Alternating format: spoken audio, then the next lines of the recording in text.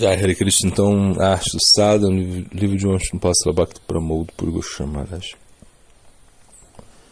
Bom, os sentidos do conhecimento, né? Como por exemplo a visão, eles recorrem às impressões gerais dos objetos externos e à mente. Seguidamente aporta peculiaridades, de tal modo a mente é denominada Shankalpatmaka, que significa a arte de escolher ou decidir, Vivechana. Em outras palavras, a mente está constantemente atravessando e esquadrinhando, né, os dados que recebe por meio dos sentidos, aceitando ou rejeitando o que reúne.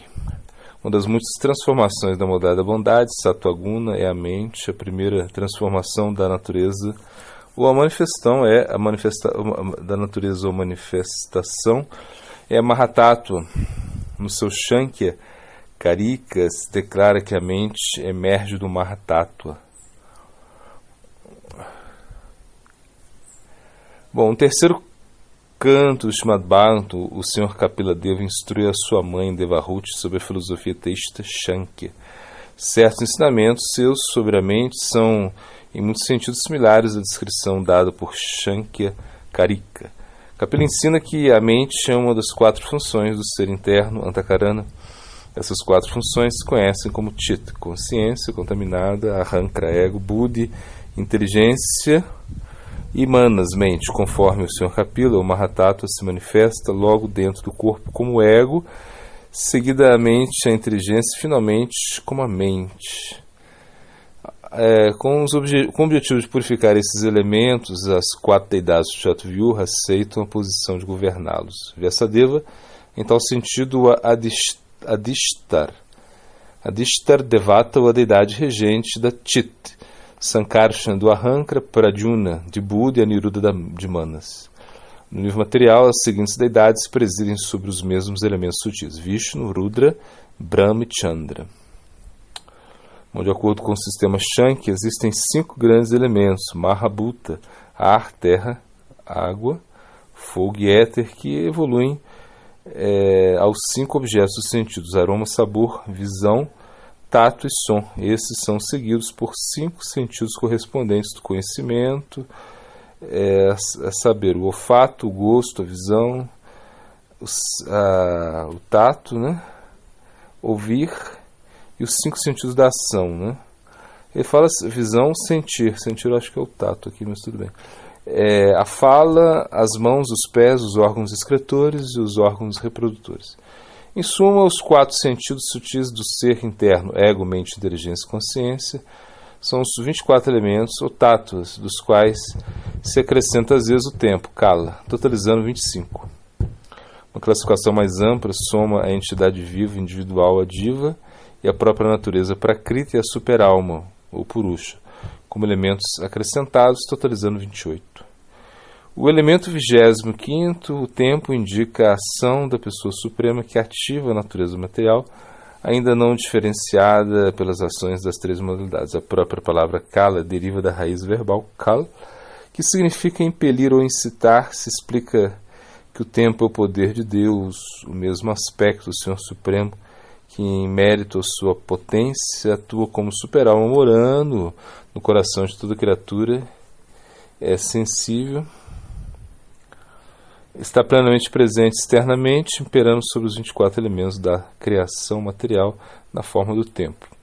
Bom, fora da percepção das almas individuais, com o seu diminuto conhecimento, as faculdades do Senhor Supremo, na forma de tempo, põem em movimento as 3 modalidades da natureza material. E nesse momento, ele coloca as almas individuais na natureza material. Esse processo se explica o Senhor mesmo no Bhagavad Gita, né? Onde ele declara ele. Toda a natureza material, também conhecida como Brahman, é impregnada por mim com os seres vivos, assim sendo, eu faço possível a sua existência encarnada.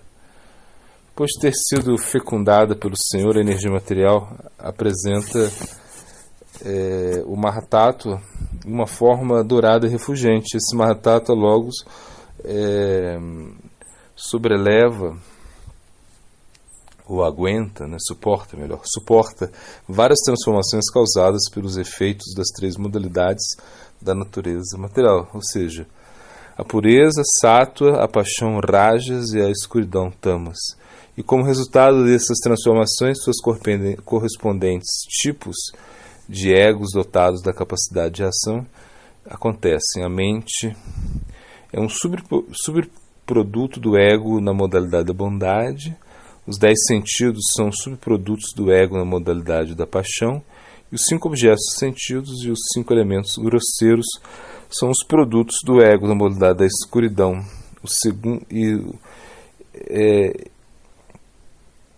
Segundo os Puranas, Sankarshan, também chamado de Anantadeva, é, segundo os eruditos, a causa da mente, os sentidos e os 5 elementos primários.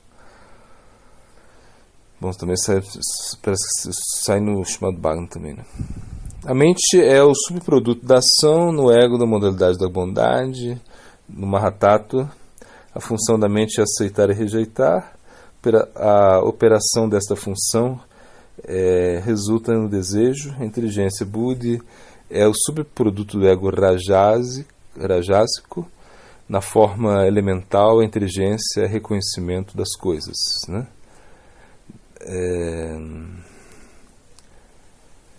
Draivya, Spurana, Vijnana. Em tal sentido, atua como auxiliar dos sentidos. Indriyana, Anugraha. Bom, quando o aspecto do ego material, na modalidade da escuridão, é colocado em movimento pela pureza do Senhor, na forma do tempo, 5 objetos dos sentidos, aroma, sabor, visão, tato e som, acontecem a partir desses, eles evoluem, né, aos 5 grandes elementos, o universo todo em suas manifestações microscópicas e macroscópicas é o resultado das interações de todos esses elementos. Entretanto, a alma suprema não se encontrará presente dentro de tudo criado, nada seria criado nem mantido, se a alma não estivesse ali, né? O corpo material se conhece como campo e a entidade viva que habita dentro do corpo é chamada do conhecedor do campo. O Senhor Supremo, entretanto, é onisciente, onipotente, conhecedor de todos os campos de cada um dos infinitos universos. Assim sendo, se não estabelecemos uma relação com Ele, logo não existe possibilidade de que ocorra nenhuma autopurificação real. Não deve-se confundir a mente com o ser. O ser espiritual, a alma, não deve ser confundido com a mente. Se bem que a alma é uma centelha de energia espiritual consciente, a mente meramente reflete sua consciência. A mente depende da presença da alma diva para poder funcionar, não possui uma existência independente. Podemos falar de minha mente, porém nunca escutamos ninguém falar eu sou a mente. O ser é o observador e a mente o observado. Sendo assim, o ser deve ser compreendido como categoricamente diferente da mente. A alma está composta de consciência, a mente de matéria inconsciente. A consciência é autoiluminadora, enquanto que a matéria não tem poder para iluminar. Os sábios dizem, né? A alma se conecta com a mente com os sentidos com seus objetos sentidos. Em consequência, é através desse processo que se adquire conhecimento, né? Não está um verso aqui, mas tudo bem. Sem a consciência como sustentação, os sentidos não podem adquirir conhecimento de nenhum objeto sensorial. Sendo assim, somente a alma atua como diretor, entrando primeiro no contato com a mente, que seguidamente atua através dos sentidos para contactar os objetos dos sentidos. Assim sendo, mediante a mente, o ser não somente acredita, ele acredita, acredita conhecimento, né? Ele garante, né, o conhecimento, né? Garante conhecimento, fica melhor, né? Garante conhecimento, senão que também ele experimenta a felicidade e a aflição materiais. Sem a mente, o ser não será consciente da felicidade e aflição sensuais. Em tal sentido, Nyaya Vritti explica: a mente é o sentido capaz de aprender a felicidade e a aflição. Em contraste, no Bhagavad Gita, Krishna diz que a alma ela é sempre eterna, capaz de transmigrar por todas as espécies, é fixa, imóvel, é sem começo. A alma é inascente, eternamente imutável, livre da deterioração, é livre das 6 classes de transformações da matéria, não é morta quando o corpo é morto, né? Bom, o ser individual, a alma, está a si mesmo eternamente relacionado com a alma suprema, o Paramatma.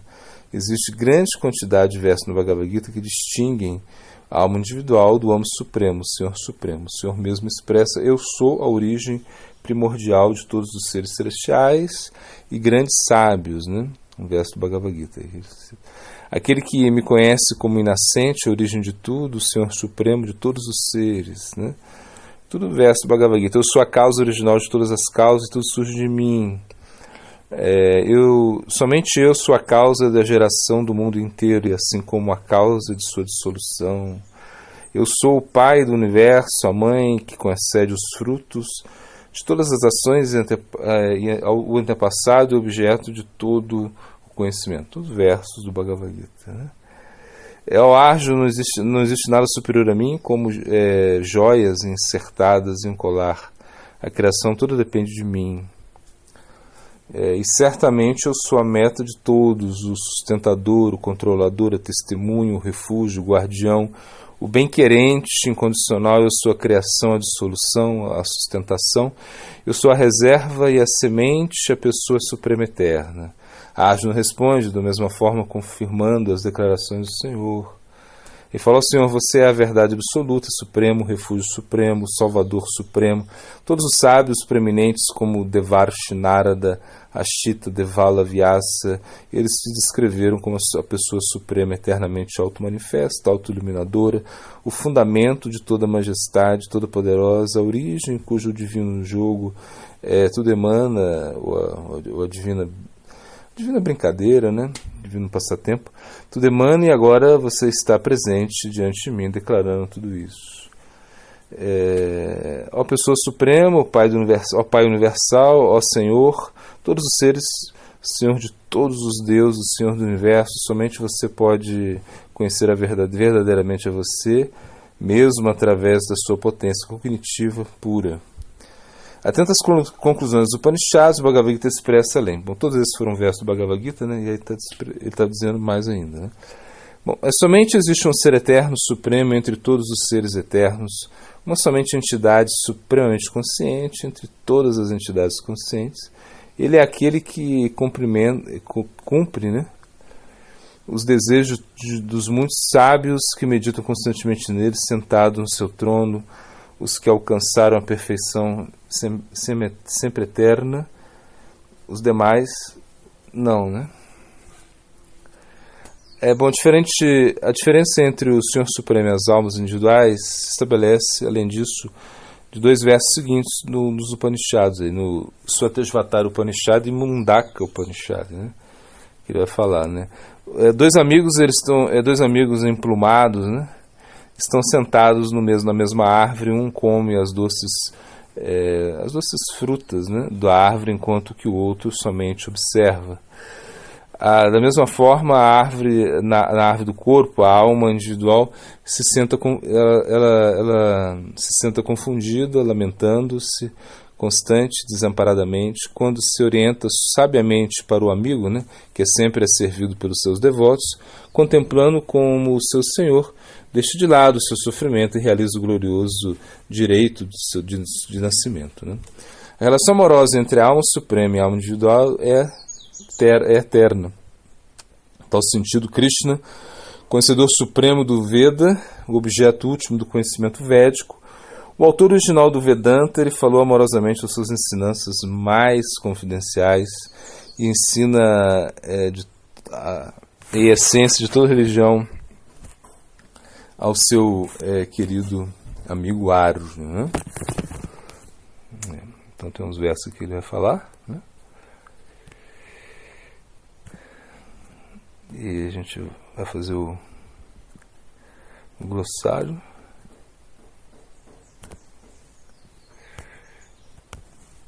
Vamos ver qual o termo aqui que estamos. Então, glossário.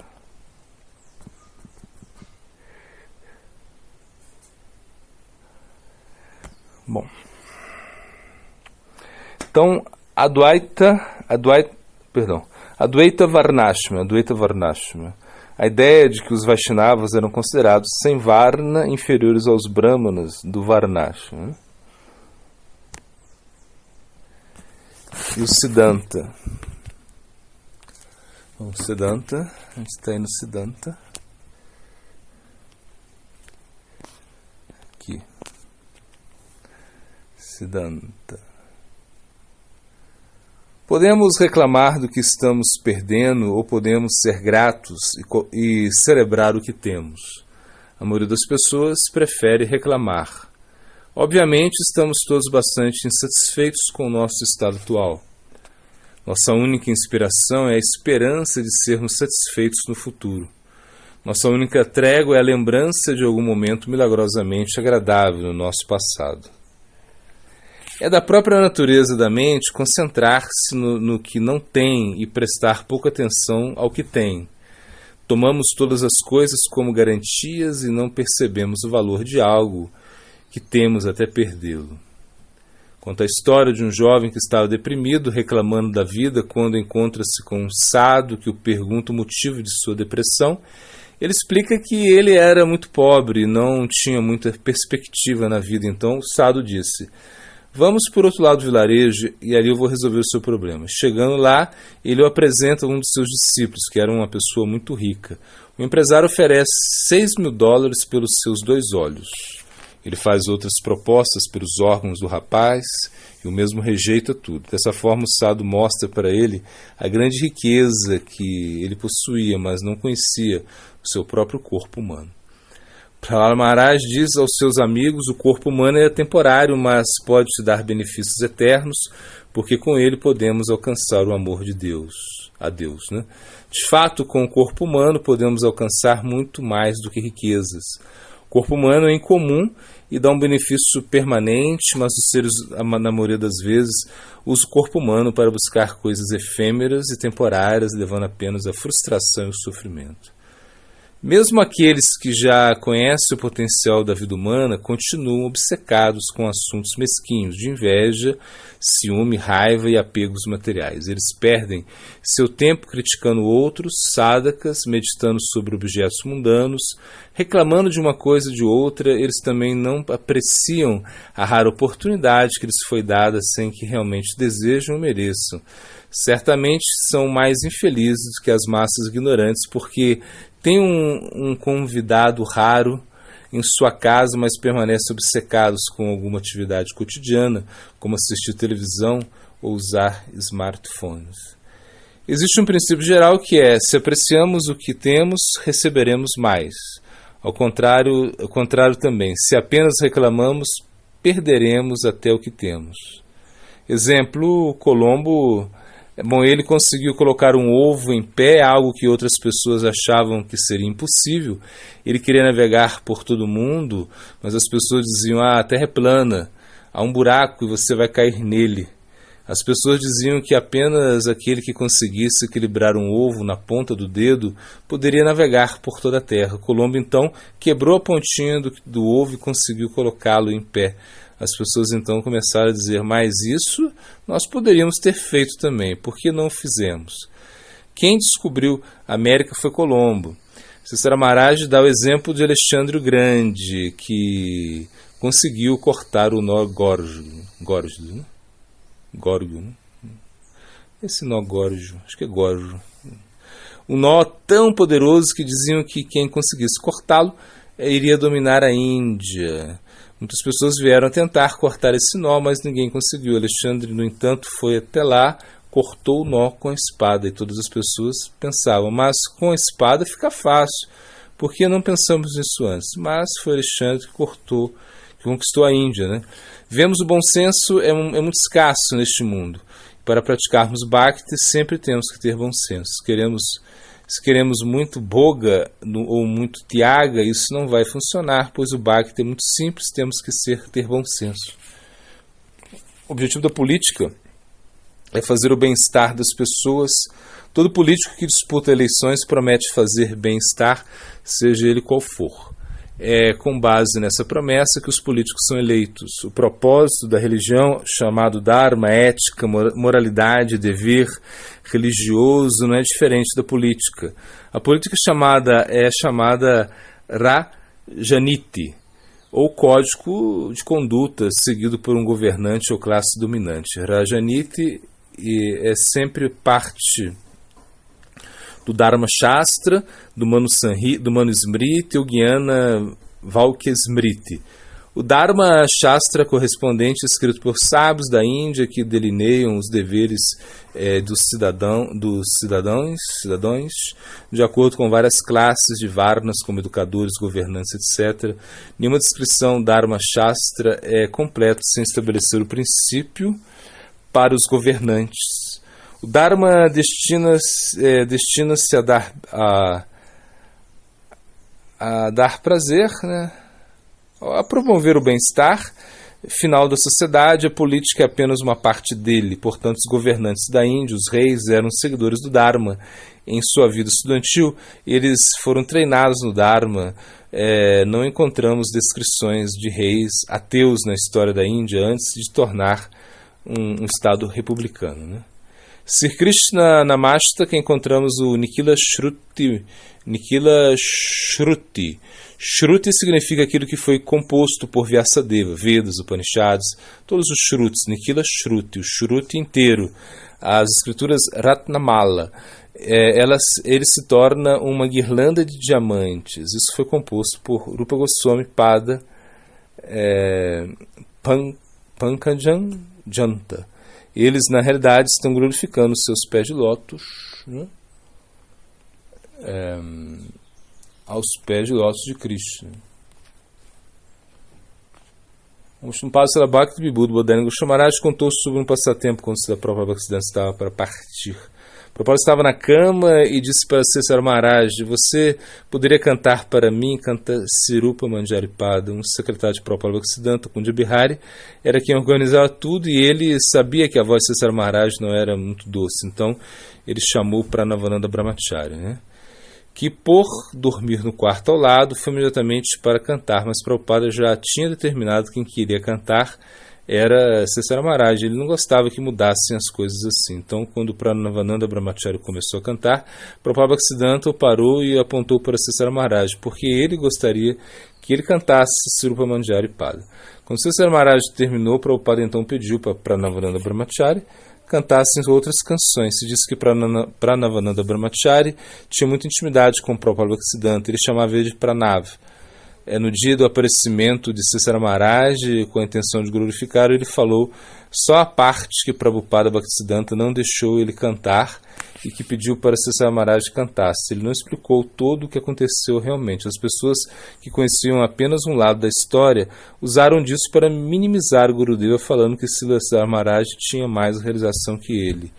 Um dia Gurudeva, o Shumpasala Bhakti Pramod Puri Goswami Maharaj, estava conversando com o Shumpasala Bhakti Vibhuda Bodhana Goswami Maharaj, lhe mostrando vários locais sagrados. Em um momento falaram sobre aquele dia. O Shumpasala Bhakti Vibhuda Bodhana Goswami Maharaj perguntou: Gurudeva, por que você não contou toda a verdade sobre o que aconteceu naquele dia? E ele respondeu: eu nunca expliquei a minha parte, essa não é a minha natureza. O Shumpasala Bhakti Vibhuda Bodhana Goswami Maharaj completa esse passagem dizendo: essa é a figura do Vaishnava. Bom, quando as pessoas alcançam o Bhava Bhakti, Krishna, que é uma pessoa teológica, se torna uma pessoa real. Shuddha Sattva Visheshatma, é assim que Rupa Goswami descreve o ingresso do sadhaka na lila. E para entrar na lila deve-se ao menos estar em Bhava. Em Bhava Bhakti você pode estar no lila e sair dele, mas em Prema Bhakti não. Quando você está em Prema Bhakti você já não sai mais do lila, você está o tempo todo no lila. O Bhava que nutre o lila tem várias formas: Shakyarasa, Vatsalya, Madhurya, Rasa, etc. Se importamos os aspectos do Varnashram para cá, para a plataforma da prática, isso pode ser algo condutivo, mas também pode ser algo desanimador. As posições eternamente estabelecidas do nosso Bhava na mente de Krishna vão se manifestar através do nosso Parampara. Aí vamos nos orientar, vamos nos aproximar disso. A forma é algo que dá estrutura ao bhava. Então, por exemplo, você pode ser um homem, mulher, pode ter uma posição no varnashram, isso tudo é a forma. Quando o estágio de sadhana bhakti está maduro, vem do bhava bhakti, e aí que o sadhana entra no bhakti propriamente dito, e aí que ele entrará na essência das coisas. Tanto no Gaura Lila quanto no Krishna Lila, a mulher tem uma posição de ficar atrás. Se colocamos isso na nossa prática, isso será desanimador para as mulheres. Nosso relacionamento com Krishna está eternamente estabelecido na mente de Krishna, ou seja, isso não vai mudar. O caminho do Bhakti requer fé, Shraddha, você é a sua fé, você tem que viver no mundo da fé. Esse é o requerimento, fé. Já no Jnana, a purificação do coração é um requerimento, você deve ter um coração puro para praticar Jnana. Bom, você tem Haribhakti Ulasa, vamos ver se tem aqui.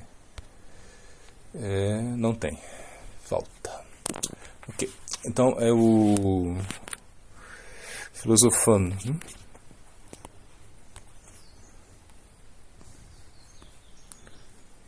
Bom, a religião é o solene desvelar dos tesouros ocultos do homem, a revelação de seus pensamentos íntimos, a confissão aberta dos seus segredos do amor. Bom, verso a gente segue aí com a linha, né, correspondente, e versos a recordar, né? Estamos recordando os versos aqui. Aí tem esse aqui. Utipataiva kalpate. Isso torna-se simplesmente um distúrbio para a sociedade.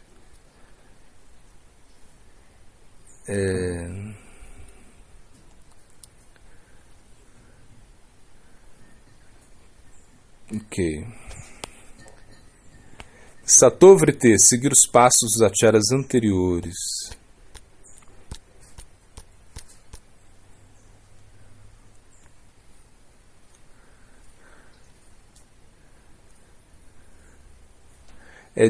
Jamadi Asya, eu medito sobre o Senhor Sri Krishna, aquele que é a verdade absoluta e a causa primordial de todas as causas da criação, sustento e destruição dos universos manifestos, né? Smarta Vyasa Tatam Vishnu, Krishna, origem de Vishnu, ele deve ser sempre lembrado. Divesakshat Nahita Te Guru Chaitarupi, uma pessoa que não se pode, uma vez que não se pode experimentar visualmente a presença da super-alma, Siksha Guru Roy, Krishna Mahanta Swarupa, ele aparece diante de nós como devoto liberado. Então, o mestre espiritual não é outro senão o próprio Krishna.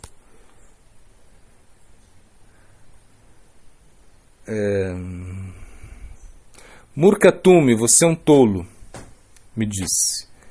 Tomara Nahika Vedanta de cara, não está capacitado para estudar a filosofia do Vedanta, né? Uma canção.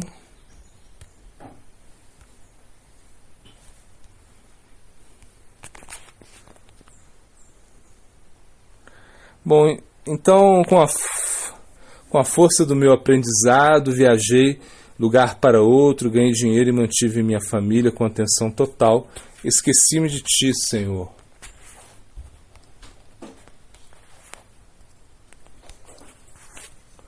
E Prapana Divanamrita, ensinamento nectário de Cícera Maharaj. A vida e néctar das almas rendidas, né? A gente está no verso 6 aí. Capítulo 3.6. Só a renúncia em devoção de Yuktavairagya é favorável. Uma pessoa de visão genuína só aceitará as facilidades necessárias para satisfazer sua necessidade pessoal. Aceitar mais ou menos que o nosso devido quinhão poderá causar uma queda das práticas espirituais.